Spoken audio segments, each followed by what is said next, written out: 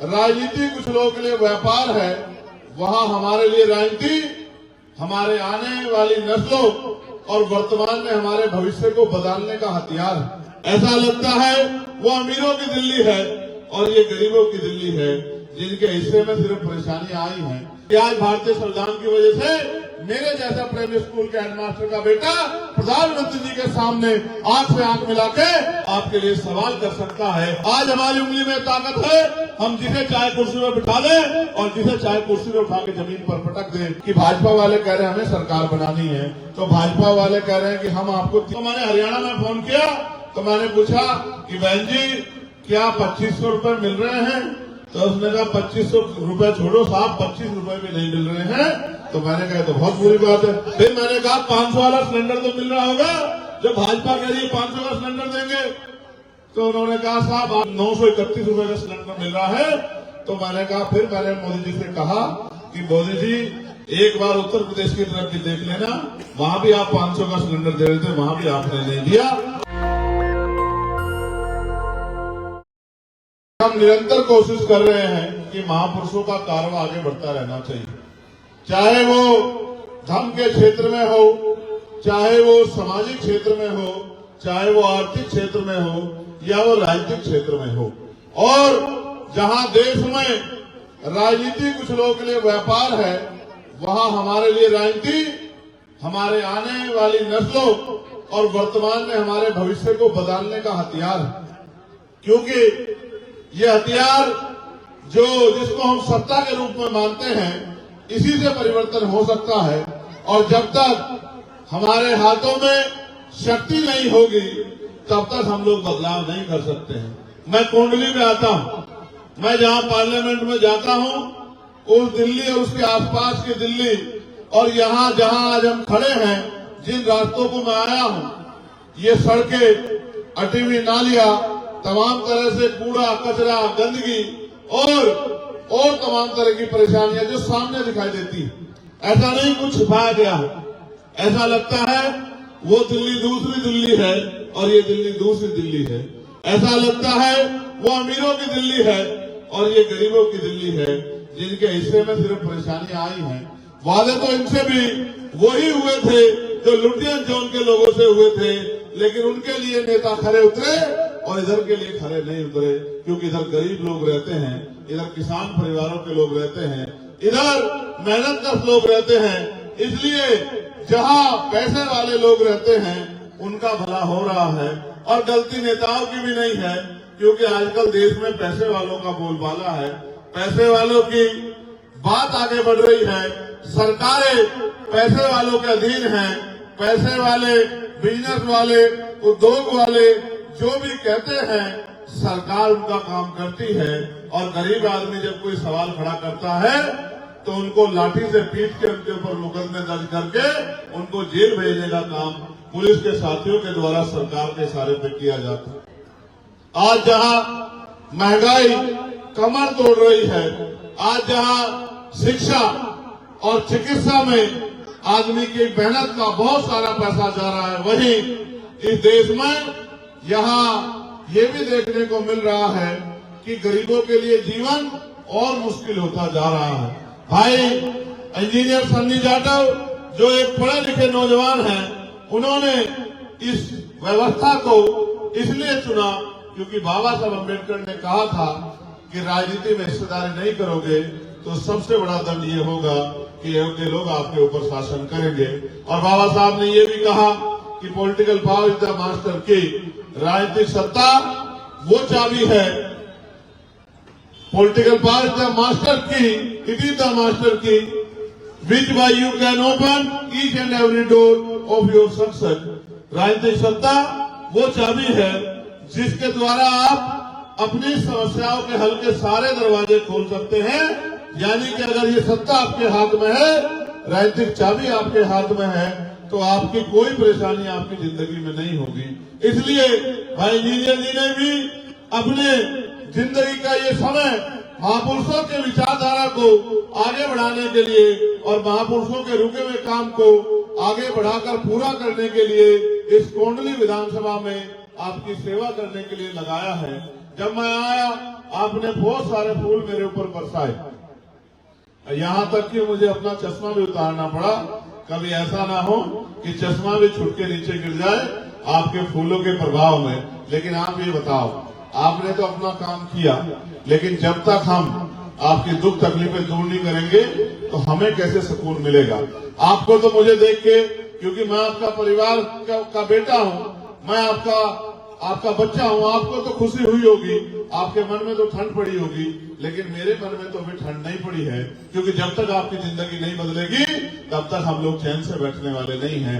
जब तक आपके गरीबी, बेबसी और परेशानियों के आंसू नहीं सूखेंगे तब तक हम लोग चैन से बैठने वाले नहीं हैं। और मैंने आपको कहा कि जहाँ एक तरफ पैसे से सत्ता और सत्ता से पैसा, जहाँ एक तरफ पैसे के आधार पे राजनीति हो रही है, वहाँ मैं और मेरे जैसे बहुत सारे लोग इस देश में महापुरुषों के कारवां को आगे बढ़ाने के लिए जनता के बीच जाकर वोट की शक्ति को अपने हिस्से में लेकर और वोट की शक्ति से ताकत बनाकर आपकी समस्याओं का हल करने की कोशिश कर रहे हैं।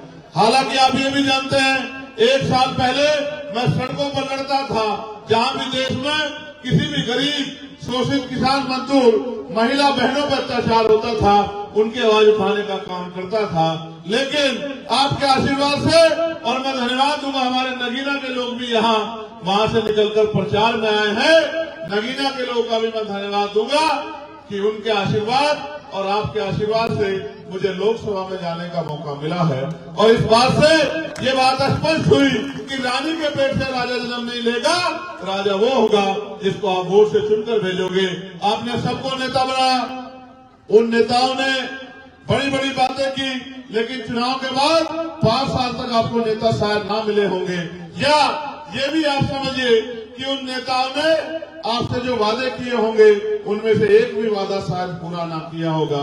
तो जैसे आपने मुझे ताकत देके पार्लियामेंट में भेजा, आप यहाँ बैठे हर एक शख्स गवाही दे सकता है जो पार्लियामेंट सुनता है कि देश में अगर कहीं किसी पर जुल्म होता है तो चंद्रशेखर आजाद पार्लियामेंट में उसकी आवाज उठा के सरकार से जवाब मांगने का काम करता है। और तो ये शक्ति भी मुझे आपने दी कि आपने मुझे महापुरुषों के विषय में संघर्ष करके जानकारी दी। मुझसे बड़े बड़े सीनियर लोग यहाँ बैठे हैं, हमारी माताएं बहनें यहाँ बैठी हैं। आप पहले से बाबा साहब अम्बेडकर के आंदोलन को, आप पहले से माननीय काशीराम साहब के आंदोलन को चलाते आ रहे थे। हम तो आपसे सीख के इस आंदोलन को आगे बढ़ाने के लिए मैदान में आए हैं। लेकिन आज आप ये महसूस करके देखिए कि आज भारतीय संविधान की वजह से मेरे जैसा प्राइमरी स्कूल के हेडमास्टर का बेटा प्रधानमंत्री जी के सामने आंख से आंख मिला के आपके लिए सवाल कर सकता है। ये शक्ति संविधान ने दी है। लेकिन संविधान ने जब शक्ति दी है तो इस शक्ति का प्रयोग भी हमें करना आना चाहिए। आज हमारी उंगली में ताकत है, हम जिसे चाहे कुर्सी में बिठा दें और जिसे चाहे कुर्सी में उठा के जमीन पर पटक दें।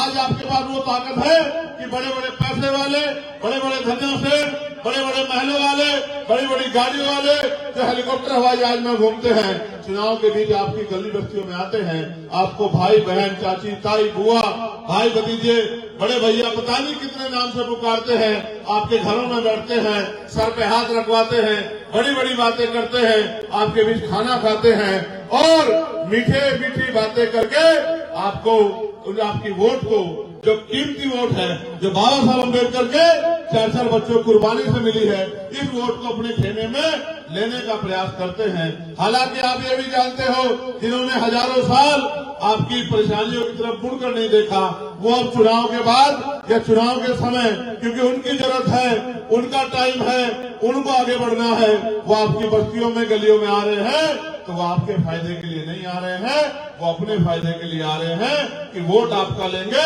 और काम अपना करेंगे, वोट आपका लेंगे और घर अपना भरेंगे, और चुनाव के बाद फिर आपको एहसास होता है कि हम तो ठगे गए हैं।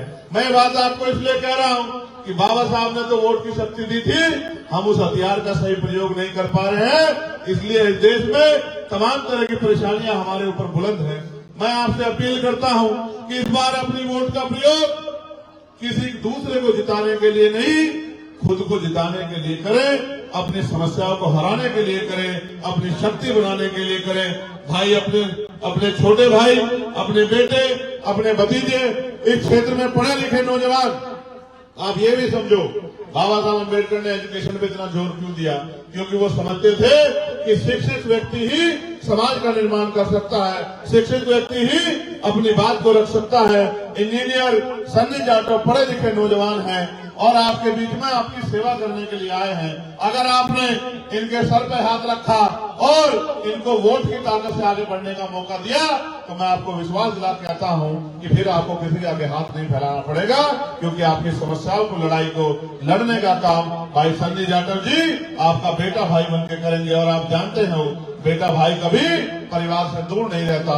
इसलिए मैं ज्यादा लंबी चौड़ी बात नहीं करता, मैं आपसे फिर कहना चाहता हूं इन 2-4 बातों के साथ। जैसे यहां आम आदमी पार्टी की 10 साल से सरकार है। आम आदमी पार्टी के लोग कह रहे हैं कि हम 2100 रुपए महिलाओं को देंगे। कह रहे हैं नहीं कह रहे हैं? कह रहे नहीं कह रहे हैं? तो मैंने परसों ही पंजाब में फोन करके जहां उनकी सरकार है पूछा कि यहां भी इन्होंने कहा था कि हम 2000 रुपए देंगे, मिल रहे नहीं मिल रहे, 3 साल हो गए। तो पंजाब की महिलाओं ने कहा कि भैया ठेंगा मिल रहा है, यहाँ कोई पैसा वैसा नहीं मिल रहा, चुनाव खत्म हो गया, अब नेता ढूंढे भी नहीं मिलते। फिर मैंने हरियाणा में फोन किया, मैंने उनसे पूछा कि भाजपा वाले कह रहे हैं हमें सरकार बनानी है, तो भाजपा वाले कह रहे हैं कि हम आपको 2500। तो मैंने इनसे कहा कि भाई हरियाणा में फोन मिलाओ, यहाँ भाजपा की सरकार है, ये भी पक्का कर लो। तो मैंने हरियाणा में फोन किया तो मैंने पूछा कि बहन जी क्या 2500 रुपए मिल रहे हैं? तो उसने कहा 2500 रुपए छोड़ो साहब, 25 रुपए भी नहीं मिल रहे हैं। तो मैंने कहा तो बहुत बुरी बात है। फिर मैंने कहा 500 वाला सिलेंडर तो मिल रहा होगा, जो भाजपा के लिए 500 का सिलेंडर देंगे। तो उन्होंने कहा साहब आप 931 रुपए का सिलेंडर मिल रहा है। तो मैंने कहा, फिर मैंने मोदी जी से कहा कि मोदी जी एक बार उत्तर प्रदेश की तरफ भी देख लेना, वहां भी आप 500 का सिलेंडर दे रहे थे, वहां भी आपने नहीं दिया। आप हरियाणा में भी दे रहे थे, आपने वहां भी नहीं दिया। आप उत्तराखंड में भी दे रहे थे, आपने वहां भी नहीं दिया। आप राजस्थान मध्य प्रदेश में भी आपकी सरकार है, आपने वहां भी दिया। तो कब तक लोगों को झूठी बातें बोलकर ठगते रहोगे? ये आपके पास अगर वोट की शक्ति नहीं होती तो कोई पैसा आपको नहीं मिलता। ये आपकी जेब काटने वाले लोग आज अपने फायदे के लिए आपको पैसा देने की बात कर रहे हैं। और मैं आपको याद दिलाना चाहता हूं, जब हम गांव में रहते थे तो जब गांव में प्रधानी के चुनाव होते थे, याद करो, तो जो पैसे वाले लोग हैं जिनके पास वोट नहीं होती थी, वो क्या करते थे? वो चुनाव से 2-1 दिन पहले रात के अंधेरे में आके अपनी जेब में थैला लेके आते थे, झोला लेके आते थे और लोगों से कहते थे पैसा ले लो, हमें वोट दे दो। होता था नहीं होता था? लेकिन वो अवैध काम था, गैर कानूनी था। जो विपक्षी प्रत्याशी लड़ रहा था वो पकड़ता था कि वे पैसे वालों को पकड़ो जो पैसा बांट रहे हैं। अब ये काम लीगल हो गया है, अब ये काम ऑनलाइन हो गया है। अब सीधा पैसा दो और वोट लो। बताओ ये वोट की खरीदारी है या नहीं है? बताओ बताओ, खरीदारी है या नहीं है? बताओ। और बताओ बाबा साहब के बच्चे क्या वोट बेचेंगे अपना? ये बाबा साहब अम्बेडकर ने वोट हमें बेचने के लिए नहीं दिया, ये गुलामी से मुक्ति के लिए दिया, ये इज्जत सम्मान की जिंदगी के लिए दिया है। इसलिए वोट का सौदा करने वाले लोग कभी आपके जैसे नहीं हो सकते। वो बाबा साहब का नाम इसलिए लेते हैं कि आपकी भावनाएं बाबा साहब के साथ जुड़ी हैं, वरना बाबा साहब का सम्मान कितना अन्य पार्टियों ने किया और कितना आज की पार्टी कर रहे हैं, ये आप और मैं सब जानते हैं। क्योंकि बाबा साहब का सम्मान उनका नारा लगाने से नहीं होता, बाबा साहब का सम्मान उनके विचार पे चलने से होता है, उनके विचार को आगे बढ़ाने से होता है। रही तीसरी पार्टी, अब उसको मैं क्या कहूं, वो तो इतने बुरे हाल में है कि उसके ऊपर कुछ कह के तो समय खराब करना है, इसलिए मैं उस पर समय नहीं खराब करना चाहता। मैं तो जानता हूं 1-1 मिनट कीमती है। मैं आपसे अपील करता हूं कि अपने और अपने बच्चों के भविष्य के लिए और महापुरुषों के आंदोलन को आगे बढ़ाने के लिए जो कर्ज हमारे ऊपर है उसको उतारने के लिए इस बार हमें सबको मिलके खुद को जिताना है और केतली का बटन दबाना है। और 5 तारीख को जब हम वोट डालने जाए तो हम याद रखें, ये वोट हमारी शक्ति है, इसको दुश्मन को नहीं देना है, इसको अपने हाथ में लेना है और इस शक्ति के जरिए परिवर्तन करके दिखाना है। बताओ मदद करोगे नहीं करोगे? देखो, आप मुझे देके और समय समय पे जिसने भी आंदोलन का नेतृत्व किया, आप सपने बहुत देखते हो कि भाई ये आदमी आ गया है, अब हमारी जिंदगी बदल जाएगी। बड़े गौर से सुनना, आप सपने बहुत देखते हो कि भाई अब हमारा ये आदमी आ गया है, अब हमारी जिंदगी बदल देगा। बताओ कैसे बदलेगा जब आप उसका साथ नहीं दोगे? जब तक आप उसको मजबूत नहीं करोगे, जब तक आप उसको शक्ति नहीं दोगे, जब तक आप उसकी बात के साथ नहीं खड़े होंगे, तो वही क्या बदल के दिखा देगा। इसलिए मैं आपसे कहता हूं कि ना इधर ना उधर, दोनों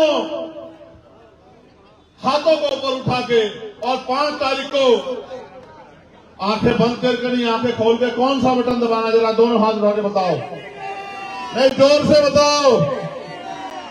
नेशनल दस्तक की आपसे गुजारिश है कि अगर इसको बचाना चाहते हैं तो नेशनल दस्तक को सब्सक्राइब करने के लिए रेड कलर के सब्सक्राइब बटन को दबाएं, फिर बेल आइकन की घंटी दबाएं। नेशनल दस्तक को बचाने के लिए बहुत जरूरी है कि हर खबर को शेयर करें, लाइक करें, कमेंट जरूर करें।